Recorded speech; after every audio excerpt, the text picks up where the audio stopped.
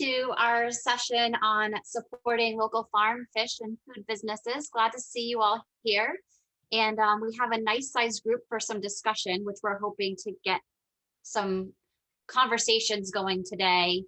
So we do have some short presentations, but we're really hoping to engage this group in conversations around, what does supporting our local food system look like? How can we start working on that from a systems approach and working on things from, kind of the back end of the food system, operations, logistics, partnerships. What does it look like for New Hampshire to really be able to support those businesses and beef up our local food economy?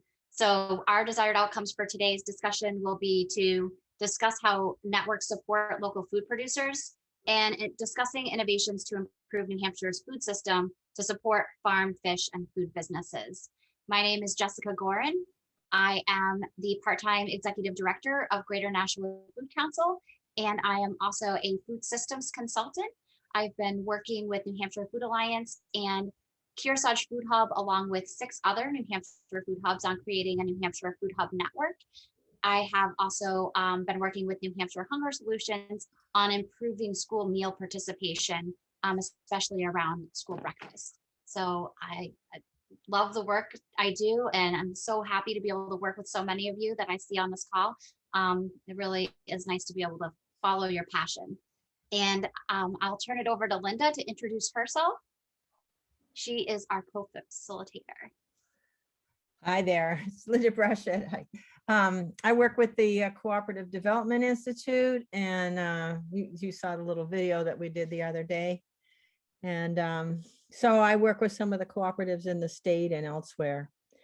And I'm just anxious to get this thing rolling. So I'm just going to turn it back over to Jess.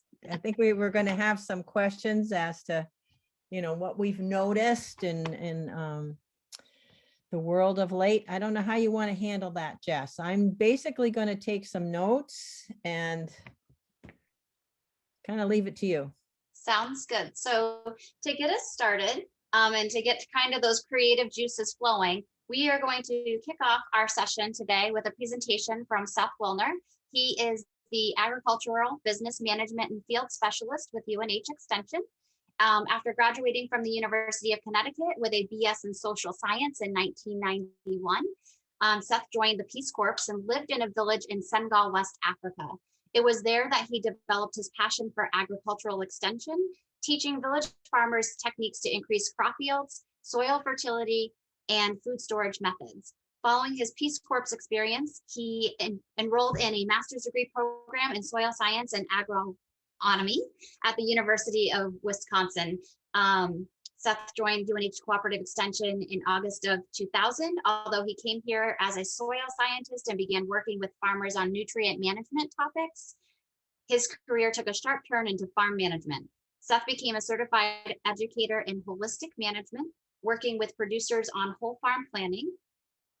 Seth continues that work today and is also expanding his skills to help producers examine the financial health of their agricultural businesses. In addition to working with the agricultural community through UNH Cooperative Extension, Seth has been a member of the Sullivan County Farm Bureau Board of Directors and serves on the statewide New Hampshire Farm Bureau committees. Seth is also an active member of the Full Circle Farm Therapeutic Horsemanship Board of Directors. And I am going to go ahead and turn it over to Seth. And Seth, I will be sharing your presentation here momentarily. Excellent. Then I will not do that. Perfect. So this is exciting for me because this is a journey that I have been on for a little while, and I'll take you through that journey. I'm going to take you through it at the speed of light, but with that said, it'll be made available to you. And so here we go. So how do we, I'm not seeing, are you sharing that screen? Okay, so next slide. So I'm really questioning how do we support local farm, fish, and food businesses? The next slide, please. So again, this is a 30-minute presentation in 7 minutes or less. I'm been challenged to look at new paradigms and what it means to really help the local food system. Next slide, please. So first I was exposed to these numbers. As I started digging in, I heard this on a presentation. And I was like, I don't believe those numbers. The presentation said, 82 to 85% of New Hampshire farms grossed under $25,000 per year. I was like, holy moly, is that really true? Next slide, please. So as we looked at that, I found it to be true. That was the Census of Ag data. Not the most accurate data set for sure, but nonetheless, even if it's off by a magnitude of 20%, it's still a huge thing. So we're grossing less than $25,000 with very few, actually, as you can see, 5% grossing over 100,000, 7%, 5 and 2. So next slide, please. So then started looking at profitability margins. So the Northeast Dairy Farmer Benchmark puts out these results. You can see the number of farms, significant, 300 to close to 500 farms that are surveyed. And you can see average profit margins, 3, 8, upward, maximizing at 10%. Next slide, please. Then Farm Credit East also has a benchmarking survey. They were publishing the results as of 2016. They break it down into retail, farm market sales, vegetables, and orchard and fruit. And you could look at those profit margins, and I took an average of the averages. So again, 6, 8, 8%. Wow, eye-opening. Next slide, please. And this is what really opened my eyes to begin my journey, was when we started looking at really deep dives into produce operations that are grossing in sales between $150,000 and $4 million per year. We're seeing these low profit margins. We worked with Franklin Egan out of PASA, Pennsylvania. I can't come up with the acronym of what PASA is, but they're an organization in Pennsylvania working on sustainable ag. His median showed about 12.5% profit margin out of 136 produce operations. So I was like, wow, that's not a lot. Next slide, please. Then here's a UVM maple benchmarking study. And this is data from 2019. So you can see the gross income on the left-hand column, 210, almost 211,000 down to 28,000. And you could see what they did is they came up with the value of owner, family, and labor at $22 an hour. So they paid about $16 an hour, then added in the FICA, and then multiplied by the hours that the owners and family worked. And you can see the profit margins there with the owner actually getting paid for their time at that rate of 3%. If you didn't pay the owners at all, then you had 31%. Those were the profit margins there, and you can see the value. Next slide, please. So I said, okay, let's just assume a robust profit margin of 10% based on what we saw. And let's just look at the New Hampshire farms that are earning greater than $50,000. What does that say? That says that 4% of those farms earning above 50,000 actually could take home and pocket up to $10,000. 5% could pocket up to 50,000. 2% could pocket over that. And so next slide, please. So I was like, okay, so the federal poverty rate for New Hampshire is 26.5, and no, for the federal poverty rate, not for New Hampshire. The federal poverty rate is posted in the New Hampshire Division of Public Health Services, and for 2021 is 26.5, $26,500. And so 90% of our farms are net under 5,000, and you could see this population that we're netting between 10,000, 50,000 and over. Next slide, please. I'm sorry, back one. So I asked myself, like, could you feed a family on this? And so what is this model that we should be promoting in our minds? Next slide, please. So I'm going to whip through the next few slides just so I don't take a lot of time, but I put them there so you can go and listen and avail yourselves of these resources yourself. So here's a wonderful podcast where regenerative agriculture gets it all wrong and what we can do about it, with Chris Newman. And so highly recommend that. Next slide. I believe this was out of Time Magazine. Yes, it is out of Time Magazine. They're trying to wipe us off the map. Small American farmers are nearing extinction. Next slide. In the age of farm to table, only a small fraction of US farmers are profitable. Another good read.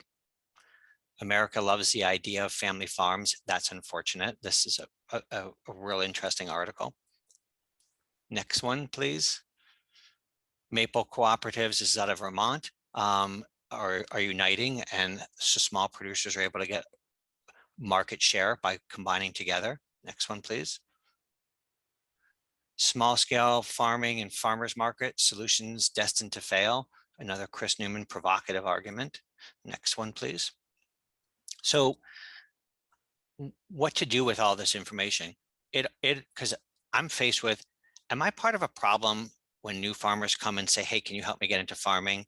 And I say, yeah, I can help you do a business plan. Your probability of succeeding is anywhere in the literature from 67 to 82% failure in the first 4 years. Or I can say, well, yeah, and I'm going to help you on that kind of go it alone model of let's give you a business plan. Let's look at your enterprises, do cost of production, and wish you luck and feel good about it, or not. What is that? What can we do? Those articles in that podcast also embed social justice issues into the discussion. That blew my mind. Okay, so how do we support? I've heard a lot of silver bullet things, and I'm going to whip through these next slides again because I really want to discuss this.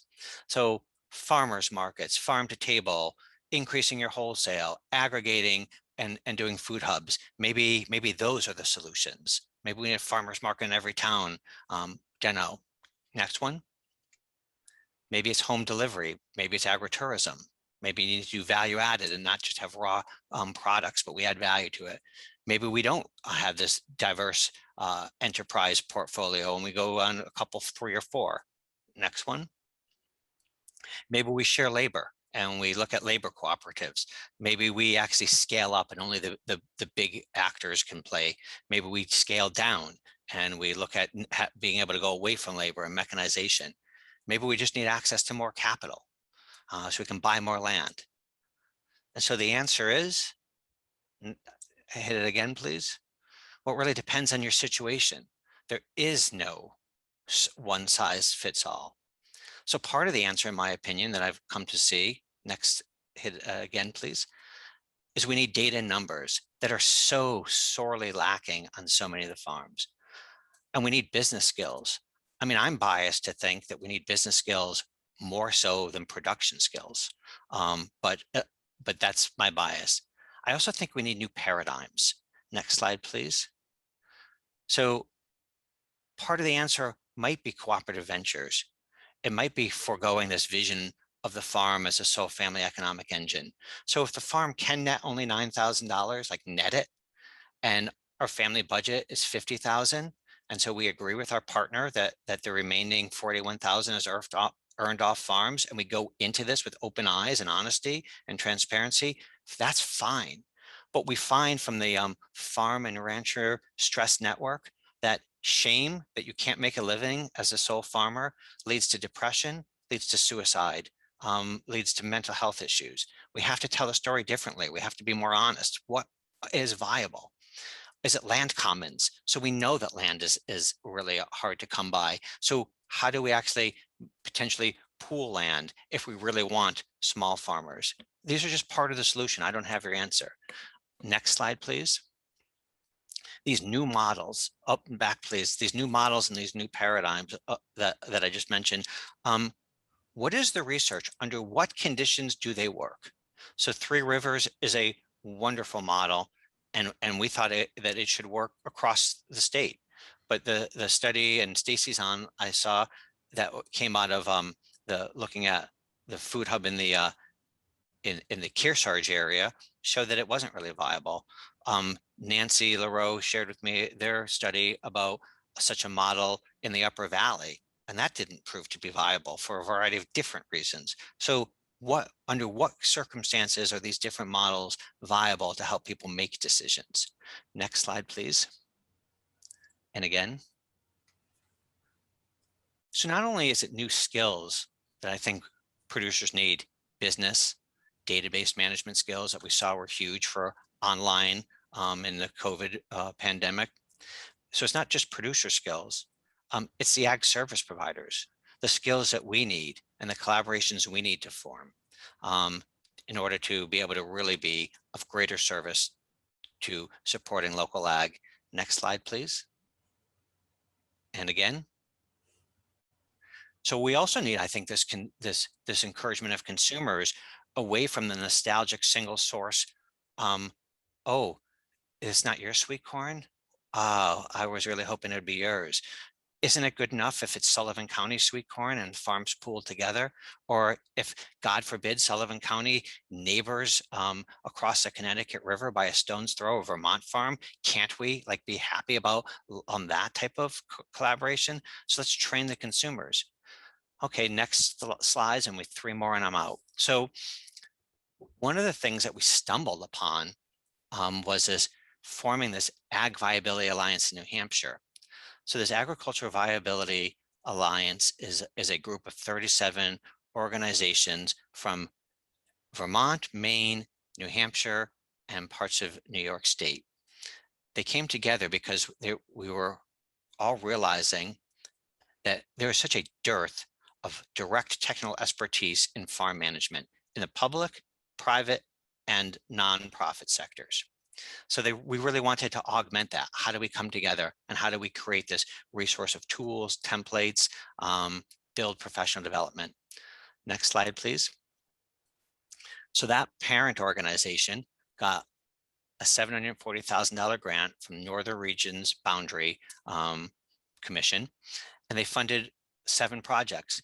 3 organizations, or 3 groups rather, received funding in New Hampshire. And we realized we didn't really have the capacity alone to really meet our objective. So we pooled our resources and we came together as a team.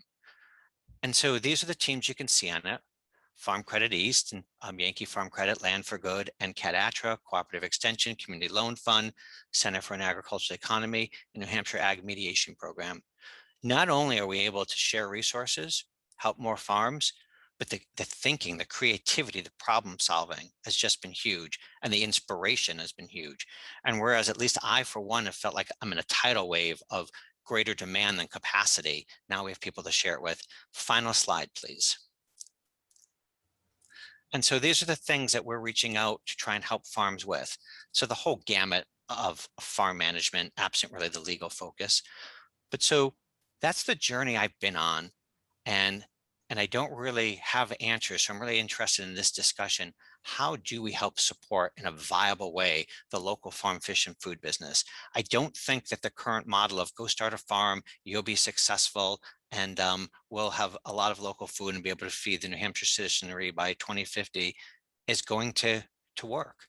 But there are things that can work, but there's no one thing that can work in all different situations. And so with that, I leave you. Well, I don't leave you. That I join you in conversation.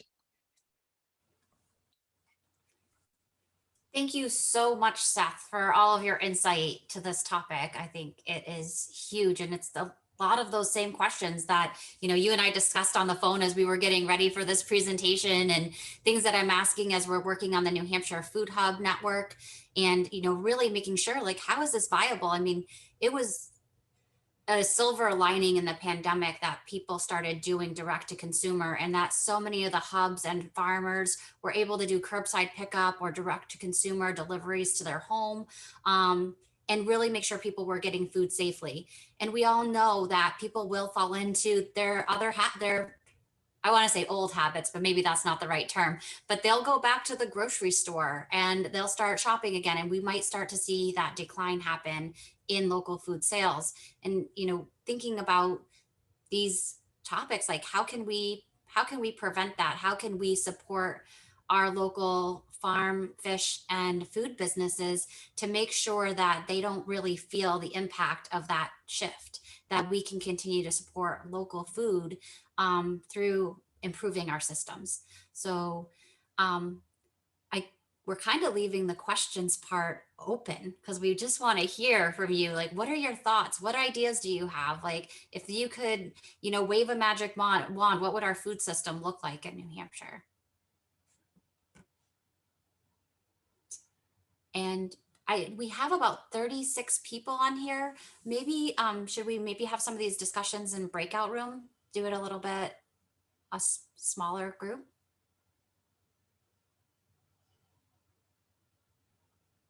I don't know, but I could offer a quick comment while we're thinking about it.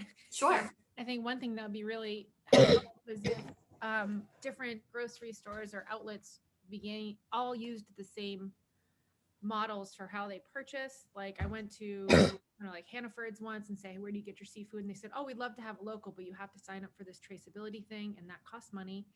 I'll never be certified organic because an oyster farm is so I can't even put that on my list. Like there's so many organizations out there now that want you to be part of them so that you can trace the food.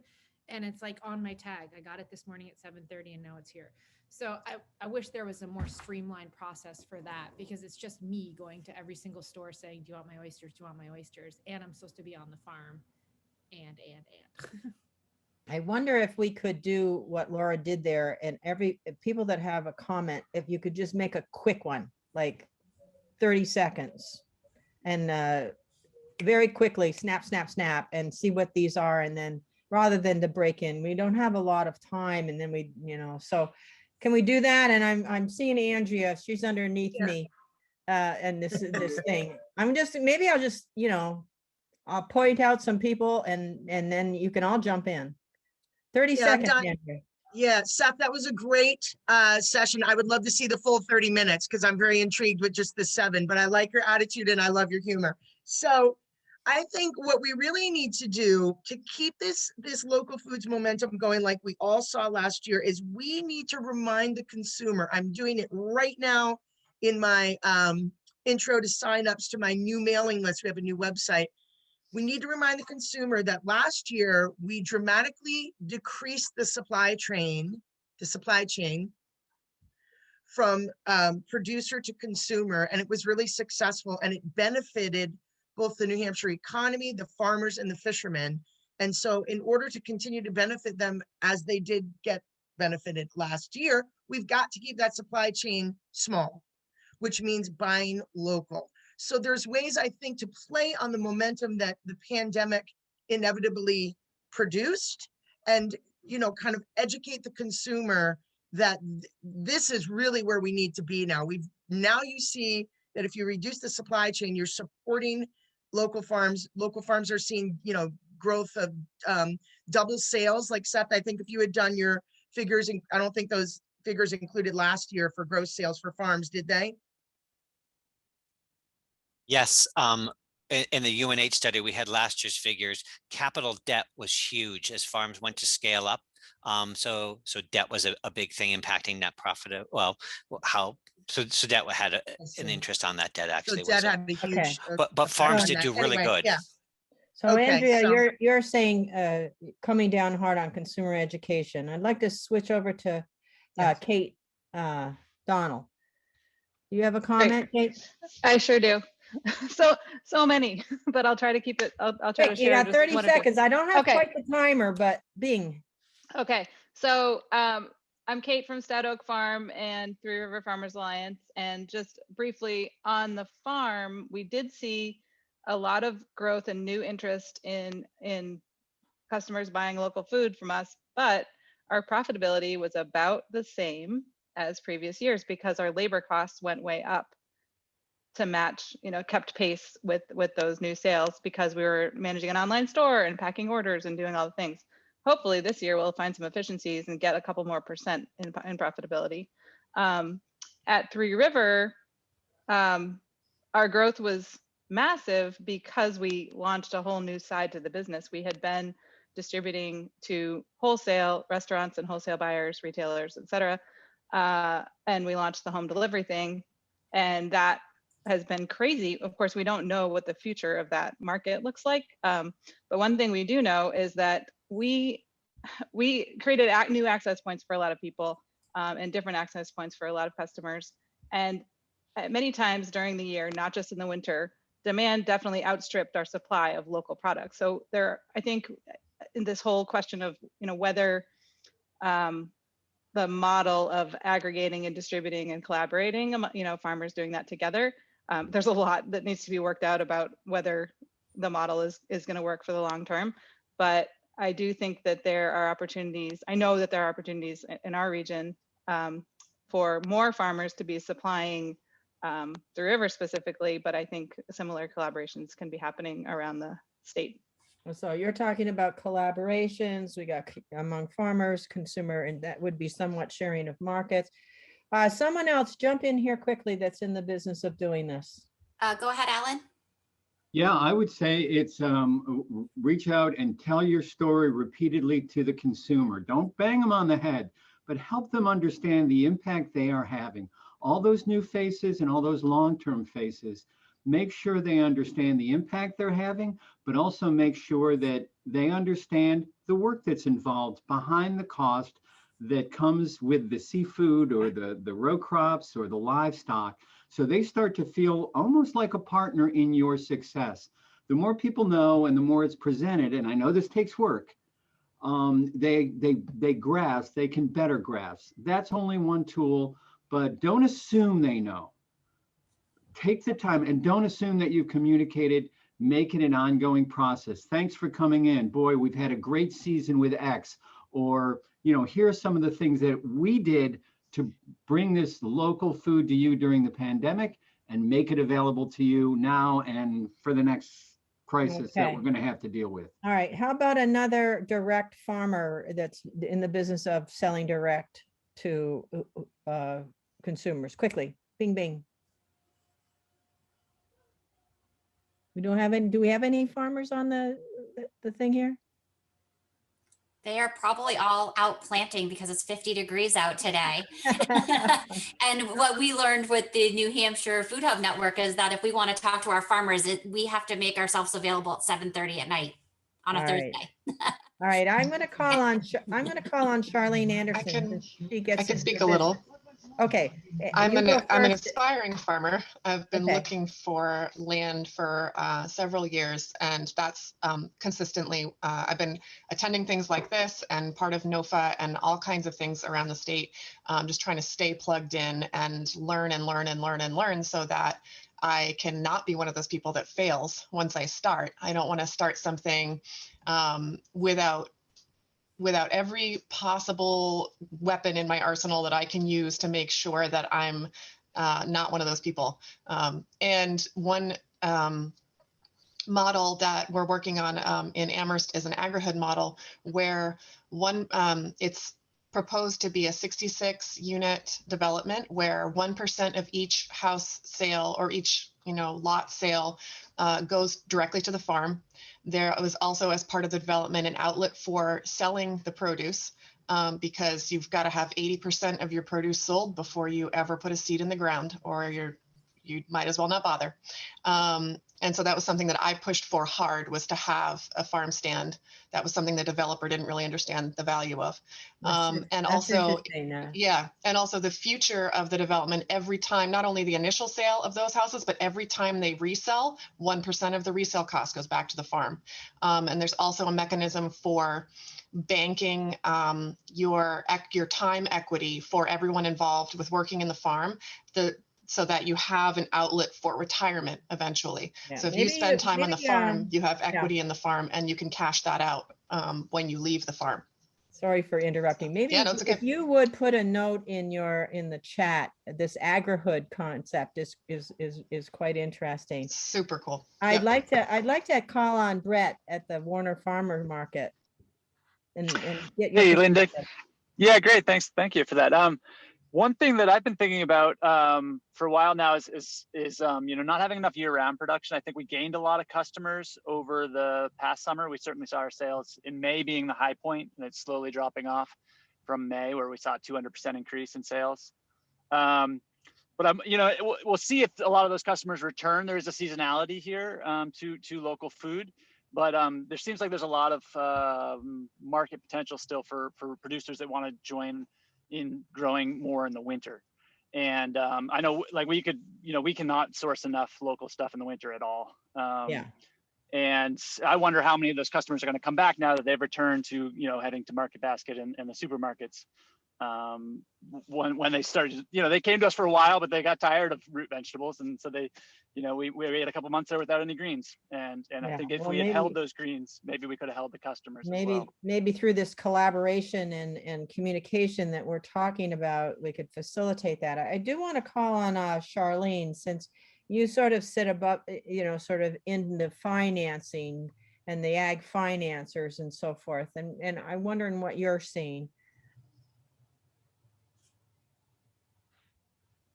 So I'm going to just, support a lot of what has been said. I think, certainly understanding the numbers and being able to help the food producers and the farmers and the fishers with, setting up those financial statements such that they're good decision-making tools and good analysis that the businesses can do to move forward on it.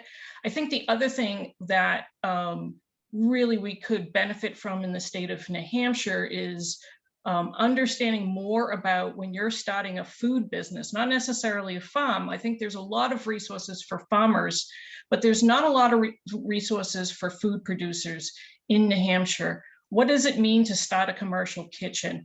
What are the licenses that are required? What are the food safety requirements? In another session, Mary McDonald from Genuine Local indicated they're getting a lot of calls during this pandemic from folks that are looking to kind of start up a business without that understanding and resources, and they're trying to field calls like that. So I think that's helping businesses. Where can we help businesses, food producers especially, with those types of things? Okay, that would be a good segue to Mary or Gavin to just jump in for a second, and then we'll kind of go to how can we work together to keep this, what are some action steps that we could take together? So Mary or Gavin, one of you? Sure, I'll take it. Charlene's right. We've had a huge increase in the number of people who have taken the pandemic as an opportunity to reevaluate what makes them happy in life. And apparently a lot of people think making food will make them happy. So they're taking their grandmother's recipe, what would it cost to do this? Well, first you need to do all these other things before you get to production day one. And people don't understand both the food safety training as well as the regulatory framework and the licensing framework that's required.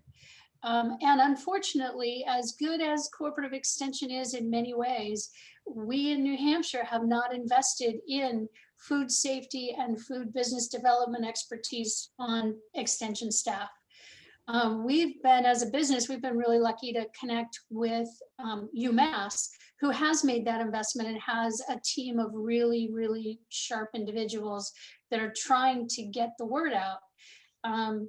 It's a challenge, and it's so easy for people to get sideways without even knowing they're sideways. Yeah.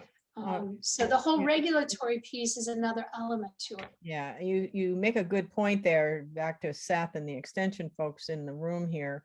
Maybe every state doesn't have to do every single thing. Maybe we could do something to facilitate,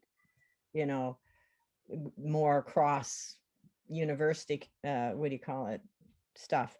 What I'd like to do while we're wrapping, we got about another 10 minutes here. So I would really like everybody to take advantage of the chat. And this is where each of you could put your own, there's 39 people on this call. I see some of you are listening. If you would put in your best ideas around how do we, support businesses, all the things that Seth and you've been talking about, as we talk further. So especially as we look to action steps. Sorry, Lynda, I just wanted to let us know that we have still about 20 minutes. We do. We're here until 12:45, so we still got a little bit of time. You mean I can put my whip back in my pocket? Yes. But you're doing a great job. I love it. All right. Anyway. I have two ideas. Okay, quick. Okay, super quick. One, Vital Communities is a huge essential part. And thank you, Charlene. I cannot believe I did not have them in there on my slide for 8. Second, working with a federal congressional delegation on monies such as EQIP that go for farmers to pay for direct technical financial management assistance. So if we're going to buy you a high tunnel, why can't we buy you business management when that's really the limiting thing? One idea, done. Okay, but business management is definitely a theme. What are some other themes? Some I can't be calling on everybody, but I'll jump in throw here. one out here. Lynda, just from the Hanover Co-op's perspective, we see this a lot. People come to us with what they feel is a good product, or hey, buy this, this crop we have. But it's to also understand the market. What is it that is selling? What are food trends out there? Just one quick idea. One of our merchandisers threw out in a workshop we held, he said, understand what's happening on the West Coast for food, because many times with food trends, it tends to go west to east. So do that sort of research. Yeah, I think Laura is an example of that, from being from New Hampshire to Seattle and back again. Okay, those are great things. Remember, what we're trying to do here is come up with ways. We've got this incredible network. There's 250 people signed up for this conference that have been coming and going. So how do we leverage that? Shared resources are just a great way to start some of those connections and building some of those relationships. I mean, I'm working right now with a local farmer in setting up a grain collaboration. Like, how can everybody work together to, process grain so we can have some New Hampshire local grains? If some person one farm has transportation and another farm doesn't, how can they work together? And that's some of the questions we're looking at with the New Hampshire Food Hub Network. Is we do have farms that are transport and food hubs that are transporting food all over the state, but there's an expense to that. And if they have to start making additional stops along the route, then that costs that farm or food hub additional staff time. So we don't want empty trucks driving one direction, but we also have to look at the staff time and labor costs of having somebody have a full truck, making it several stops to get to their destination where they pick stuff up and bring it back. Okay. So just throwing that out there too. Yeah, transportation is important. I see Henry joined us. Henry, you've been here a while. Have you been following this conversation? Oh yeah, I've been here, and as a farmer, a couple things that I see that would really help in the bigger scheme of things. One, of course, I'm raising livestock, so we have a problem with slaughter facilities, but we need the training of people to work at the slaughter facilities. That was brought up in some of the conferences yesterday. The training part is real important. The other thing that's missing in the state of New Hampshire is secondary processing for either vegetable products, fruit products, or in my case, meat products. I have no place in New Hampshire to have snack sticks made. I send them to Missouri to get it done. The whole smoking secondary processing facility would help, and if it was in a food hub kind of environment where there was that type of commercial kitchen. And I think that's kind of a limiting factor to those of us that are in the livestock business. Okay, good points. Anybody new that hasn't, I don't know all of you here, like Annalena Bruce. What is your connection to all this?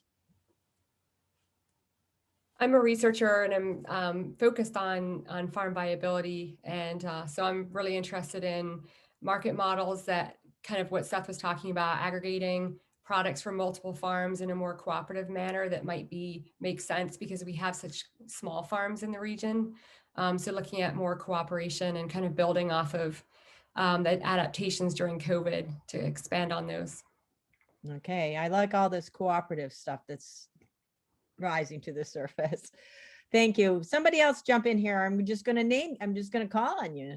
What about Jerry, or would you like to talk about like how food access plays into the local food system? My primary role right now is with the Cornucopia project. I'm the programs coordinator, and food access is definitely part of our work. We center it around establishing healthy eating habits by connecting students in school gardens, culinary programs, and farm-based programs. You may have seen one of the earlier stories if you were in the morning session. But food access, I think of it in terms not just of acquiring enough nutrients and calories, but making the idea of local food accessible, the culture of it accessible, and getting people started really early, familiarizing them with the skills and the people who grow food in their community, and helping people to see themselves as potentially some of those people. So when I think of food access, it's very, very broad, and it includes the social and cultural and political and aesthetic and all of those things, and not just the economic terms. Was there a specific program or project you wanted to talk more about?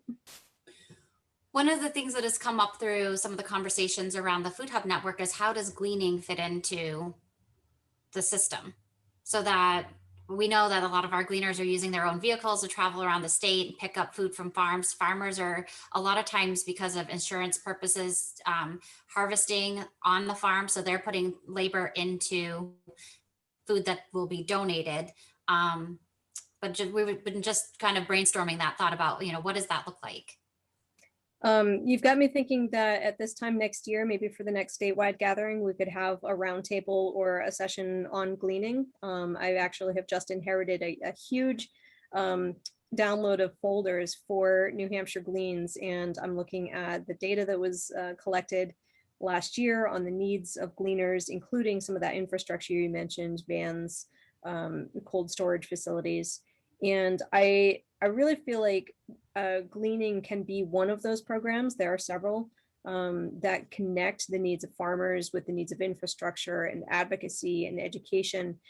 Gleaning, I think, can touch on all of those, but I'll be definitely thinking of that more in the next year or so. And I would love to revisit that with this team. That's a good idea. I'd like us to now change, really start focusing on action steps. We've talked about some of the issues here. If I can summarize, as consumer education is big. We had a lot of consumers that changed their habits. They started buying local. They were traveling to, like I think here in Barrington, you go over to Brazen Hill, you pick up your fish, you pick up your vegetables, your meats, your dairy, whatever, all in one big lump. It was wonderful, So there, it seems like because of the things that Alan is talking about to some degree, the larger scaled systems, the wholesale, some of it works, some of it doesn't. We've done restaurants. So anyway, without taking it all up, what are some steps we can take to ensure that the consumers who are buying local this year continue to buy local next year?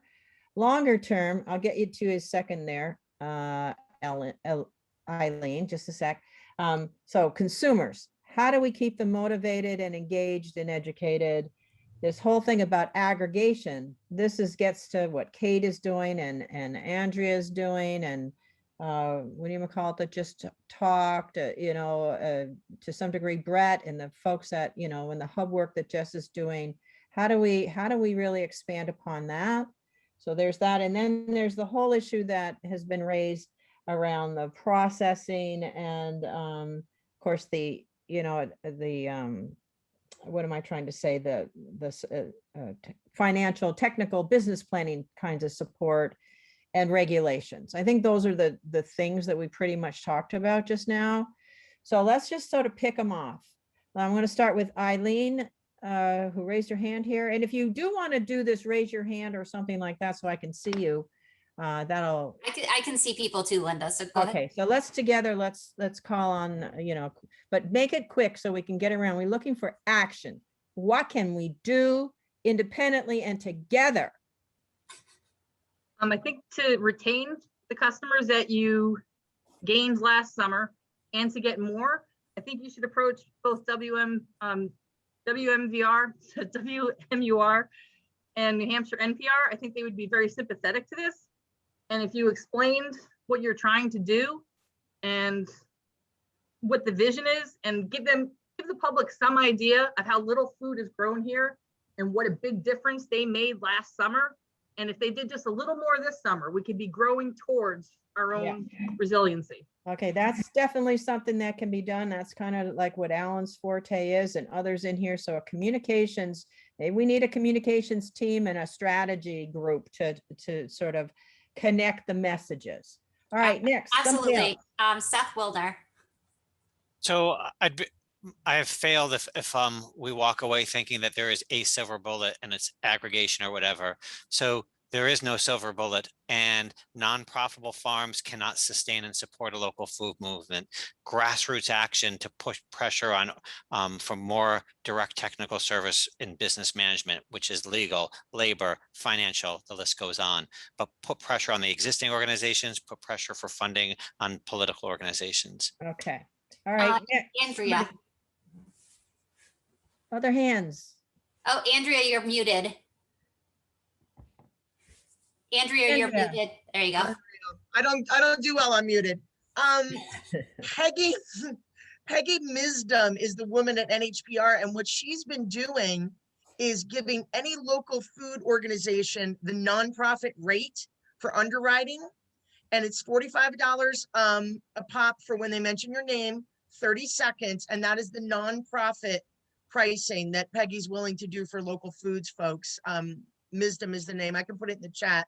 And then I just wanted to encourage folks to utilize people who already have their infrastructure really well in place, like Three Rivers, like Brookford Farm, like Raisin Hill Farm, because what we do as New Hampshire Community Seafood, just for an example, to get our fish and seafood across the state, we have one driver and one van.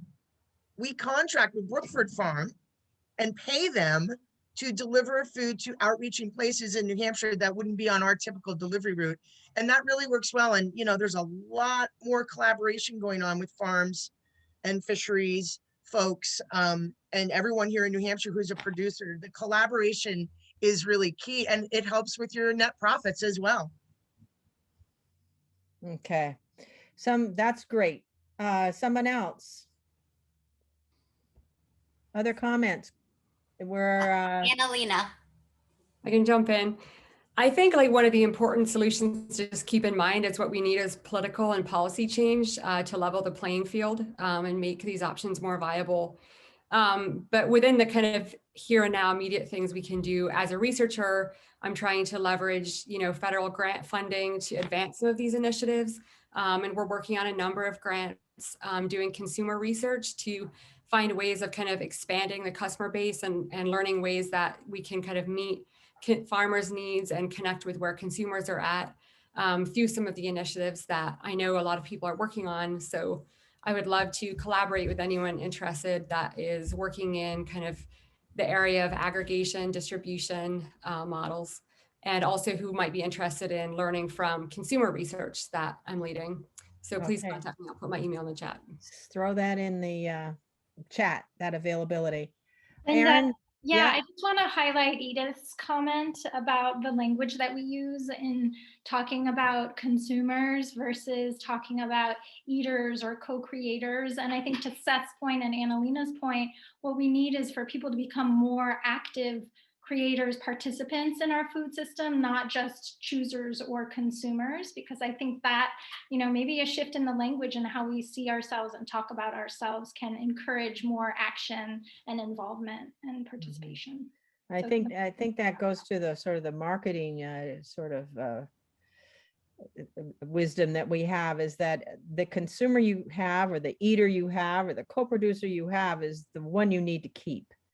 And, you know, again, since I work with New Hampshire Community Seafood, I know that because many of those consumers are actual members of the organization, it's built into the system to have this co-producing, you know, co-creating, you know, thing. And so that's another, I think Three Rivers does it. Many of these folks are doing this, sort of really making that connection that we're in this together. So that's a really good point, Aaron. We got a few more I'm minutes gonna here. just throw Wait, one exclamation. Sorry, Joan O'Connor's had her hand up for a minute. Yeah. Thank you. Most people know that I have a winter farmers market background. I started them and I love them. And I keep hounding. I want to see 1 or 2 dynamic farmers markets in the state. Many people travel to Seattle, Washington, or Albany, New York, and they come back and they tell me, my God, Joan, you should have seen this winter market I walked into in this building. And I know it's a funding thing. It's got to be tax breaks. It's got to be a developer or someone, we can't rely on the state to help us with this. People need to, like at farmers markets, people can sample things and they can talk to the farmers. There's their education component. I sampled, 60 people were sampling in my market. People were eating all day long and talking. And a lot of people had never been to a farmer's market before, and they walk in like, holy smokes. So there's the venue. We need a dynamic venue in a dynamic location like Manchester, Nashua, Salem, somewhere in the hub, not out in some remote town. Okay, dynamic is a good word. Alan, you wanted to quickly jump in. Anybody else? Exclamation point just on the communication aspect. I can't say it enough. You don't start this outreach to consumers with a plan to stop. It is ongoing. You have to carve out, just set 15 minutes a day. You might only do 5. You might all of a sudden end up with 30. But you can't wake up a year from now and go, I really haven't sent out an email in a long time. That's not the way to succeed. Consumers are busy. Make it pleasant, make it consistent. They will appreciate it. All right. Anybody else? Kate, Donald? Hi. Yeah, I was just thinking about how at Three River we've experienced, because more of the farms that are working with us, about 50 farms and food producers, are selling through Three River right now. And for a lot of us, when we're selling through Three River, we are losing the connection, the direct connection with some of our customers that we had, because we were handing them the food ourselves at our farm store or at the farmer's market, and some of those sales went through home delivery instead. And I want to go back to what Seth said at the beginning about kind of shifting our thinking. I think people here could all think about ways that we can help our eaters and our customers be open to different ways of accessing the food, and still be able to tell, for the producers to be able to tell our story in an effective way. So we're reaching them with, this is how your food was grown, this is where it came from, these are the people who raised the food. But I think it is really, we're challenging ourselves as farmers too, to sort of accept that it's better for our farm to work together with other farmers and not all be driving around and delivering this food. And it's better for my farm to not have to grow everything and to collaborate with other farms and buy the other products in that my customers want. So I think maybe I just want to think about the action, I guess, is how can we help each other communicate with the public about how these collaborations are really important for the viability of the farms. And yes, you might feel one step removed from the way you shopped before, but it's actually going to help these farms be here for the long haul. Okay, great point, Kate. And to that point, that communication that I know we've been doing with the Food Hub Network, but Three River has done this really well, is having those meetings with the farmers to figure out what is a good product to grow, what's popular, what's already being overgrown.